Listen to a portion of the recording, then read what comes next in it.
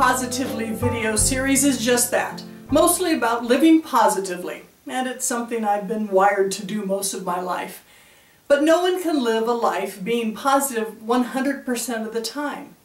There are positively going to be challenges during our lifetimes. How we handle those challenges is key to our survival in this world.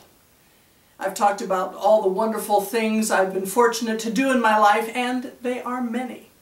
I grew up in a loving home in a farm in Iowa, graduated from Arizona State University with a degree in radio and television, worked in commercial radio and television for 6 years, and then in cable television and video production for 16 years.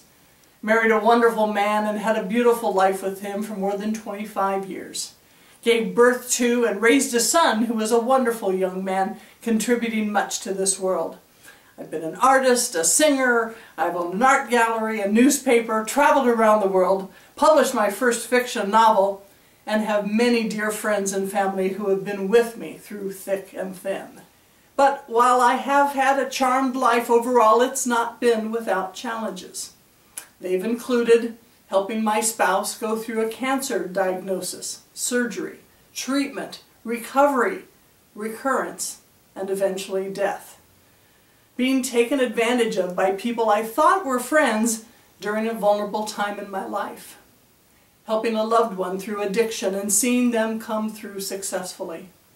Watching my parents age, yet letting them try to be as independent as they can. You know, I shed more tears than I thought was possible for one person to have when my beloved husband died.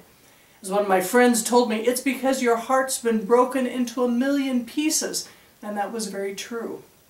Sure, I could have rolled into a ball and stayed in bed for months. I could have turned to alcohol and numbed the pain. I could have isolated myself and turned away friends and family wanting to help. But that wasn't me. Instead, I surrounded myself with my fabulous girlfriends and loving family, traveled, listened to advice, got counseling, and decided to embrace the life I still have to live. They say time heals all wounds. Well, having gone through the death of a loved one, and that is one of the worst wounds possible, I really no longer believe that. Time repairs wounds, yes, but that wound, that scar, that hole, it's always there. We just keep putting band-aids over it. The band-aid falls off and the wound can bleed once again.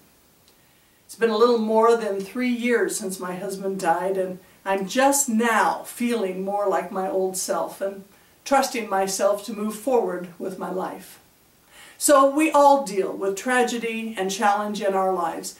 How will you face the future in light of adversity? What will you say or do when faced with hardship or misfortune? I hope you will reach out to others who can help, have as many good cries as you need, and then get up and put one foot in front of the other. So until next time, I hope your challenges are few and your successes many.